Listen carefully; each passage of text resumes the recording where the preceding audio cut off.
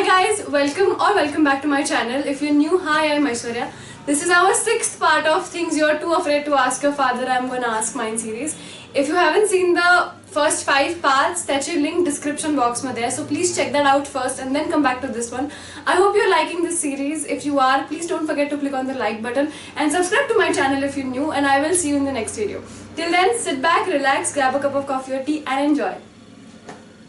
So, what do you, according to you, is the right age to lose virginity? हा तुमच्या generation मधला एक नेहमीचा हे आहे. मला असं वाटतं की आमच्या जनरेशन मध्ये या अशा गोष्टींवर एवढी म्हणजे that wasn't a matter to discuss at all. आणि आता ठीक आहे म्हणजे विथ चेंजिंग जनरेशन किंवा हे वाटू शकतं काही लोकांना. तर याचं सिम्पल उत्तर हे आहे ते on the day or on the next day of your marriage. But even in your generation, people did not have sex for the first time after they get married. हो ना, पण मला असं वाटतं म्हणजे Maybe maximum of the people did, but not all of. नाही all तर नाहीच करणार ना. ऑल माझ्याही जनरेशनमध्ये नव्हते करत, हे ठीक आहे ना. म्हणजे दॅट इज व्हेरी क्लिअर की सगळे लोक तसं वागतील असं जरूर नाही. पण मला असं वाटतं की माझ्या दृष्टीने जर मला विचारलं याचं उत्तर काय आहे तर मला असं वाटतं की हां म्हणजे तुम्ही college is a stage, school is a stage. तुम्ही कॉलेजमध्ये पहिल्यांदा कधी जाता या प्रश्नाचं उत्तर कसं तुम्ही 10th पास झाल्यानंतर किंवा वेगळ्या अँगलनी तुमचं स्कूलिंग संपल्यानंतर. तुमचं स्कूलिंग संपल्यानंतर you enter in to step. ते जसं आहे ना तसं माझ्या दृष्टीने आहे. आता एखाद्या 8वीत सहज शिट्ट्या मारून येतो बा कॉलेजमधून जाऊन येतो बाईला म्हणजे मला जायला अजून 3 वर्ष आहेत कॉलेजला, कारण मी 8वीतच आहे. पण आहे आपल्या गावात कॉलेजेस, मला माहिती आहे कुठे कॉलेज, तर मी जाऊन येतो बा सहज गंमत म्हणून. तर मला असं वाटतं की बा दॅट विल बी वेग. तसं म्हणजे everything has a right time, so that is the time for that. आता विथ द चेंजिंग थॉट्स आणि थोडंसं वेस्टर्नायझेशनचं ॲडॉप्शन किंवा याच्यामुळे लोकांना त्याच्यात काही असं वाटत नाही फार की बाबा तुमच्या जनरेशनच्या लोकांना त्याच्यात की बाबा ओ येस इट्स ओके. नाही मला ओके आय एम नॉट त्या कोणत्या याच्यात निघाला होता ना डायलॉग, तो याचा निघाला होता किंवा ते एकमेकांना ओळख करून देतात. मला पिक्चरचं नाव विसरलो मी. त्याच्यात किंवा एकमेकांना इंट्रोड्यूस करतात किंवा मला हे आवडतं, मला सायकलिंग आवडतं, अमकं तमकं. तर तो म्हणतो मला आय हॅव 2 सिरियस गर्लफ्रेंड्स आणि ती काहीतरी म्हणते की आय हॅव 3 सिरियस बॉयफ्रेंड किंवा 2 सिरियस गर्लफ्रेंड हां बॉयफ्रेंड हां असं. तर ते जसं त्या नव्या जनरेशनला जर ते रिप्रेझेंटेशन आहे तर दे इझिली ॲक्सेप्टेड किंवा या पोरीला आधी 2 बॉयफ्रेंड होते किंवा ती इझिली ॲक्सेप्ट करते किंवा त्यालाही 2 गर्लफ्रेंड होते. आता दोघांनाही 2 होते म्हणून ते ॲक्सेप्ट करतात काय हे मला कळलं नाही. Yes, but I'm not sure if I'll be putting this in the video, but I have to ask this. म्हणजे आता मला असं वाटतं म्हणून मी विचारते की see what I have to say is when your generation got married, marriages in your generation would happen when you guys were what 22 23 girls and boys 24 25. So you obviously had sex when you were 23 and 25 or 22 24 like that. But with today's generation, our generation gets married when they are what 28 27 and girls 25 26. And because our generation is so smarter for obvious reasons, it is a little ahead of their time. Agreed. So people in my generation have sexual needs, and it is I think a very weird concept to get married because you just have a stupid sexual need. It's like any other physical need, and to accept such a big responsibility like marriage just because you have a sexual need is a rather vague concept. Sexual need is one of the purposes behind marriage.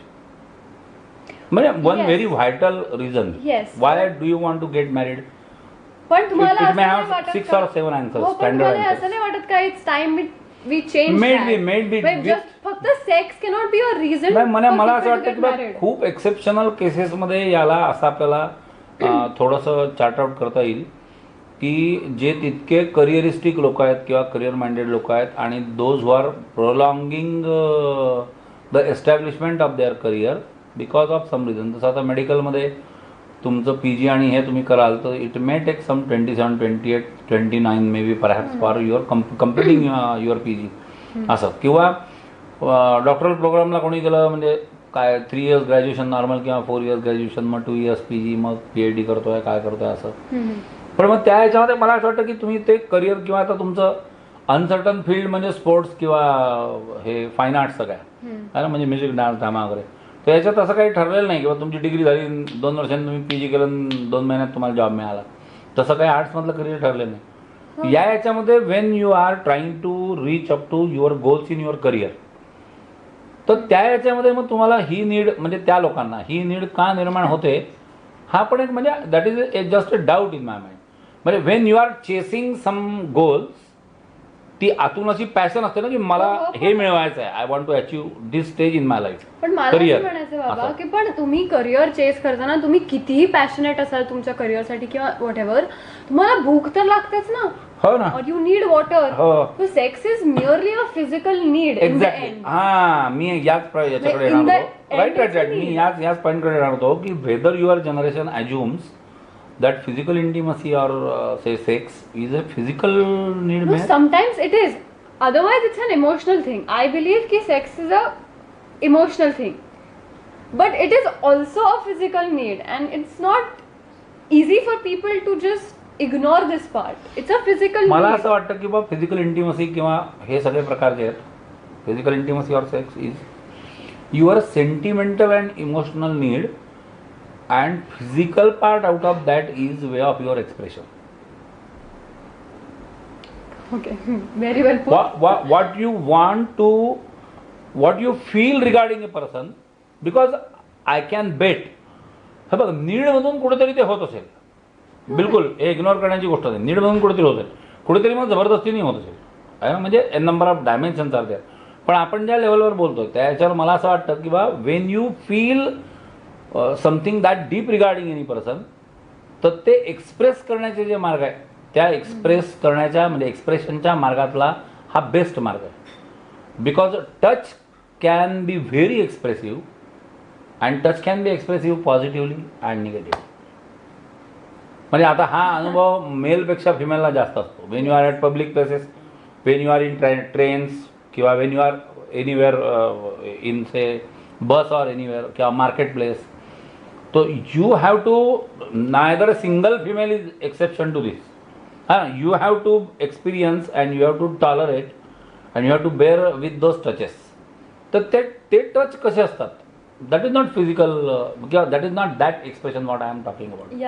तर या अँगलनी जेव्हा आपण ते घ्यायला लागू ना की बा फिजिकल इंटिमसी किंवा सेक्स हे ते तुमच्या सेंटिमेंटचं एक्सप्रेशन आहे. Can it happen about, can it suppose I asked this question to me myself, when I asked that can it happen with anyone, or can I dare to have it with anyone, मला असं वाटतं answer is no. Answer is no, because unless and how I can go for that without knowing a person, without feeling anything about that person. मला असं वाटतं की ते म्हणजे that is expression of my love and that wonderful sentiments regarding that person, असं असेल तर मग ते नाही. हां, आता हे ठीक आहे की ते कधीतरी त्या नीडच्या पातळीवर येत असेल. म्हणजे आता प्रोलॉंगिंग द मॅरेजेस हा जसा आपल्या इथे अजून एक सोशल इन्स्टॅबिलिटी याच्यात झाली ना, त्याच्यामुळे म्हणजे हा खूपच मोठा इश्यू आहे खरं म्हणजे हा, पण तो याच्याशी संबंधित आहे. बॅलन्स थोडासा बिघडलेला आहे, जॉबचा आणि एम्प्लॉयमेंटचा बॅलन्स जो आहे थोडासा बिघडलेला आहे. बिकॉज फिमेल्स आर नाव, म्हणजे women are now it is in job. आता कॉमन सेन्सचा विषय आहे की बा म्हणजे वुमेननी जॉब यायला नाही पाहिजे असं नाही मला म्हणायचं, पण ते जॉबमध्ये आल्यामुळे काय होतं, तेवढे जॉब मेनचे कमी झाले, मग एम्प्लॉयमेंट पार्ट जो आहे तो त्यांचा तेवढा हॅम्पर झाला. आणि नो डाऊट की अशी कोणतीही गर्ल नाही निघणार की जी म्हणेल की बा ओके मी जॉबमध्ये आहे ना बा, तर I can get married with unemployed person. म्हणजे रेअर कॉम्बिनेशन आहे, very rare combination. I would also like to add की असा माणूस पण नाही सापडणार who will say without his ego getting in between की okay I am ready to marry a girl who is far more successful than I am and who has a career and I just sit home. बरोबर ना. पण काय होतं, 3 jobs available आहेत, यातला एक job आपण वुमनला दिला म्हणजे गर्लला दिला, आणि 2 जॉब्स बॉईजला मिळाले.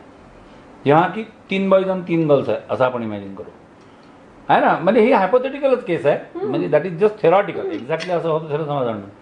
पण हे 3 जॉब जर 3 मेलला मिळाले असते, जे 30 इयर्स बॅक होत होतं, तर त्या 3 पोरांचं त्या 3 पोरींची लग्न झालं असतं. इन्स्टॅबिलिटीचा विषय नाही. आता काय होत आहे, आता त्या 3 पैकी एक जॉब एका मुलीला मिळतो आणि 2 जॉब पोरांना मिळतात. मग आता एक जॉबवाला पोरगा आणि एक जॉबवाली पोरगी हे तर खूपच आनंदाने लग्न करतील एकमेकांची, बरोबर. एका दुसरा जॉबवाला पोरगा आहे, त्याला हाऊसवाईफ होणारी गर्ल जी आहे त्या दोनपैकी तो एक करेल. उरलेली पोरगी अनएम्प्लॉईड आहे आणि उरलेला पोरगा अनएम्प्लॉईड आहे. नाही, याचा अर्थ मला हे म्हणायचं नाही आहे की बा मुलींनी जॉब करू नये वगैरे, त्यांनी जॉब करावेत, पण म्हणजे हा सोशल चेंज जोपर्यंत होत नाही ना तोपर्यंत ते एज जे आहे मग ते प्रोलॉंग झालं. एम्प्लॉयमेंटच लेट, त्याच्यामुळे मॅरेजेस लेट, त्याच्यामुळे कदाचित या जनरेशनला काही ठिकाणी हा प्रॉब्लेम फेस करायला लागत असेल किंवा म्हणजे sex out of their physical needs, तू जसं म्हणते तसं फिजिकल नीड्समधून बा असंही काही वेळेला होत असेल. तर तसं होत असेल तर मला असं वाटतं की बा they have to take their decision that way की बा तितक्या आपण भौतिक पातळीवर उतरूनच त्याच्याविषयी बोलायला लागलो की बा ती that is just a need of your body. तर मग नीड ऑफ युअर बॉडी असेल तर ती नीड ऑफ युअर बॉडी मग त्यांना ती फुलफिल करायला लागेल आणि they will have to keep it aside and forget. Okay, I have to say I liked your answer. It's a beautiful answer. म्हणजे तुम्ही दिला. त्याच्यामध्ये मग हॅबिच्युअल हे यायला नको. नीडचा मुद्दा जिथे आला ना, म्हणजे काही काही लोक असं आहे ना किंवा इतकं तुम्ही सेंटी नका मारू तुमच्या याच्यात किंवा बी प्रॅक्टिकल. आपण घरी असतो तर घरी आपण रोज जेवतो, समजा एखाद्याला घरी कोणी नसेल किंवा आपल्या घरी स्वयंपाक नसेल तर आपण बाहेर जाऊन जेवतो की नाही. तितकं काही लोक ते म्हणजे इतकं that is a give and take phenomena अशा अँगलनी त्याला घेतात. पण माझं त्यांना सांगणं हे आहे की समजा आपण एखाद्याला असे तुम्ही हॉटेलमध्ये जाते असाल, हॉटेलमध्ये सगळेच जातात, पण म्हणून आपण असं त्या हॉटेलच्या दरवाजाशी मग पुन्हा पुन्हा जाऊन उभं नाही राहत का किंवा त्या दिवशी मी तिथे जेवलो होतो, मला किती मजा आली होती, मग आजही वाढतात काका मला. व्हेरी स्मार्ट आहे की नाही, आहे की नाही, असं असं मला वाटतं. म्हणजे मग ते हॅबिच्युअल गुण आहे ना. कुठेतरी ती नीड असेल तेवढी कोणाची तर त्यांनी ती बघावी, आहे की नाही. पण अदरवाईज इंटिमसीला या लेवलपर्यंत सुद्धा नेता येतं असं मला वाटतं. Okay, your opinions about again one night stands किंवा कॅज्युअल रिलेशनशिप्स आपण मला वाटतं बोललो. म्हणजे कॅज्युअल रिलेशनशिप हे आता मेअरली फॉर द नीड्सच्याच बेसवर ते असतं. नीडच्या बेसवर असतं ते. आजकाल कसं एक तुमच्या जनरेशनला असा, माझा एक मित्र बाहेरच्या स्टेटचा होता, म्हणजे फार ईस्ट, नॉर्थ ईस्ट, नागालँड. तो आम्हाला तेव्हा सांगायचा, मी कॉलेजमध्ये होतो तेव्हा, की बा आमच्याकडे हे ॲज्युम्ड आहे की यू मस्ट हॅव गर्लफ्रेंड, असं तुटकं हिंदी बोलायचं. तर तो मला म्हणाला की Phadke don't you have girlfriend, how it is possible. मग त्याला मी म्हणतो त्याच्यात प्रॉब्लेम काय आहे, इसमें क्या प्रॉब्लेम है. तो म्हणाला अच्छा हुआ तू इधर हुआ, तू हमारे यहाँ होता था तो लोग सोचते थे you have got some problems. आता हा तसा हळूहळू तो फार ईस्टकडून किंवा कोणत्या याच्याकडून तो आपल्याकडे पण यायला लागला. मेट्रोपॉलिसमध्ये आता नॉट हॅव्हिंग ए गर्लफ्रेंड किंवा नॉट हॅव्हिंग ए बॉयफ्रेंड हा तुमच्यावर काहीतरी किंवा अरे बापरे कसं शक्य आहे, ॲज इफ या अँगलने घेतलं जातं. मला असं वाटतं किंवा त्या लोकांनी कॉलर टाईट करून झाला किंवा म्हणजे I still don't have got a boyfriend किंवा still don't have got a girlfriend. कधीतरी होईलच. I think is motivation. ते एज येईल, ती स्टेज येईल तेव्हा ते होईलच. सगळ्यांचं होतं रे बा हे, आहे की नाही. पण ते आता म्हणून ते उगीच मिरवायचं घेऊन 10वी 11वीच्या पोरांना ते काय प्रेस्टीज किंवा स्टेटस सिम्बॉल वाटत असेल किंवा म्हणजे फोन जसं किंवा अच्छा स्मार्टफोन नाही तुझ्याकडे, तू हा टपऱ्या घेऊन फिरतो, हा जसा एक सिम्बॉल झाला, आयडेंटिटी जशी झालेली आहे तसं ते काही लोकांनी केलेलं आहे. आणि त्याच्यामधून मग हे म्हणजे इतके फ्रिक्वेंट ब्रेकअप्स वगैरे जे आहे ना हे त्याच्यातूनच होतात. बरं ते केल्यानंतर मग त्याला लिमिट्स नाही आहे ना. म्हणजे if you have that kind of relationship, मग तुम्ही you had A coffee with someone, yes only coffee. तर हे आता कुठपर्यंत जाईल तू बघा. याची अल्टिमेट परिणती वन नाईट स्टँडमध्ये होते असं मला वाटतं. आणि ते कुठेतरी थ्रिल असतं, कुठेतरी ती एक्सपेक्टेशन दोन्ही साईडला असते. किंवा म्हणजे 9वी 10वीच्या पोरांना किंवा अजून 7वी 8वीच्या आजकाल पोरांना जसं आहे ना, कधी त्यांना ती कुठेतरी अशी क्युरिओसिटी असते की एकदा सिगरेट पिऊन पाहिजे बा. स्कूल गोईंग बॉईजला ही नॉर्मली असते, याचा अर्थ ते पितीलच जरूर नाही, पण ते त्याच्या शोधात असतात किंवा ही अपॉर्च्युनिटी कधी मिळाली तर त्यांना ती फार मजा वाटते. म्हणजे त्यांना त्या व्हिसिनिटीमध्ये त्यांचे वडील किंवा असं कोणी जर त्यांच्या घरात कोणी किंवा कुठेही स्मोकर्स कुठे तसं जर कोणी असेल तर ते त्याला फार असं क्युरिओसिटीने वाच करतात की हा फारच मजा करू आला वा काका, अशी मस्त त्यांनी सिगरेट पेटवली, मस्त धुवा सोडवली. ती त्यांची एक ड्रीम असतं किंवा आपण असं एकदा घेऊन कधी असं धुवा सोडवा किंवा नाकातून दूर सोडता येतो का, हे त्या लोकांना जसं थ्रिल आहे ना, तर ते 11वी 12वी फर्स्ट इयर आपापल्या अवकातीनुसार लोक करून पाहतात. हे जसं आहे तसं अजून मग वरचे कॉलेज गोईंग म्हणजे कॉलेजियन्स जे आहेत त्यांच्याकरता ते एक थ्रिल आहे, त्यांच्याकरता स्मोकिंग, हो ना. तसं यांच्याकरता हे वन नाईट स्टँड किंवा ही प्रकरणं जे येतात. आता ते जसे सिगरेट पिणारे असे चोरून चारून कुठेतरी गावाच्या बाहेर गेले किंवा दुसऱ्या गावात गेले, कॅम्पला वगैरे गेले, तर मग तिथे ते काहीतरी करून राहतात काड्या, किंवा इथे आता पाहणारं कोण नाही, ओळखीचं कोण नाही, तर एकदा बारीकमध्ये पेटवून पहा. त्यातले 10पैकी 4 लोक कदाचित माहीत नाही मला, त्यातले 10पैकी 4 लोक मग रेग्युलर स्मोकर होत असतील. हम्म. आता ते ते जसं होतं तसं इकडे पण कदाचित हे होतच आहे. म्हणजे वन नाईट स्टँड आहे हा, हाऊ मेनी टाइम्स, मग त्याला वन नाईट स्टँड का म्हणायचं? So it's with different हा, हो people ना, पण.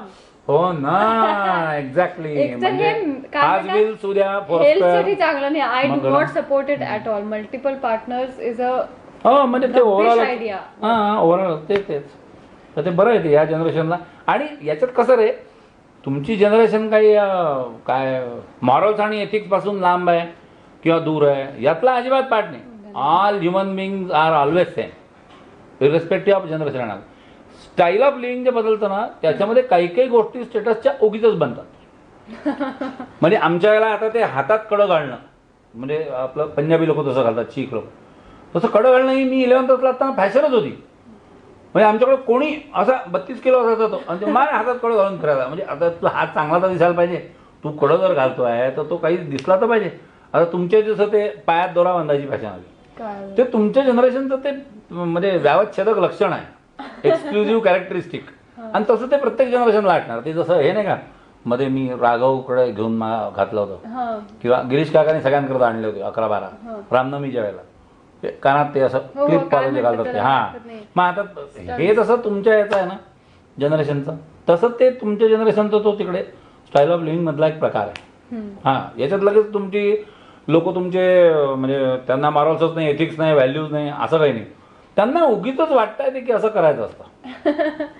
तसं पाहून पाहून पाहून काय होतं मग, की बा ते हे ॲज इफ हे पाहिजेच, बा लाईफ असंच असतं ना, हे पाहिजेच, ह्या गोष्टी व्हायलाच पाहिजे. म्हणजे डेटिंग व्हायलाच पाहिजे, किंवा हे व्हायलाच पाहिजे, किंवा वन नाईट स्टँड असायलाच पाहिजे.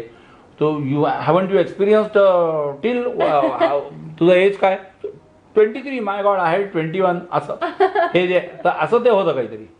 अदरवाईज त्याला तसं काही that is not a, if somebody commits it, suppose होऊन गेलं कोणाकडून तरी गोष्ट अशी, तर इफ समबडी कमिट्स इट, मला नाही वाटत की तो असा काही क्राईम झाला त्याच्यातून. ठीक आहे, it happen to err is human, किंवा ॲक्सिडेंटल इन्सिडंट म्हणतो आपण तसा, तो ॲक्सिडेंटच आहे, तो इन्सिडेंट नाही. हां, तर घडवून आणून प्लॅनिंग करून तुम्ही ते करतात, मग तो तुम्ही हॅबिच्युअल, म्हणजे ते आदमखोर म्हणतात तसं आहे मग. हां, म्हणजे वाघ जसा वक्ष करतो, आदमखोर शेर हो गया म्हणते, तसं तर तो प्रकार नाही ना.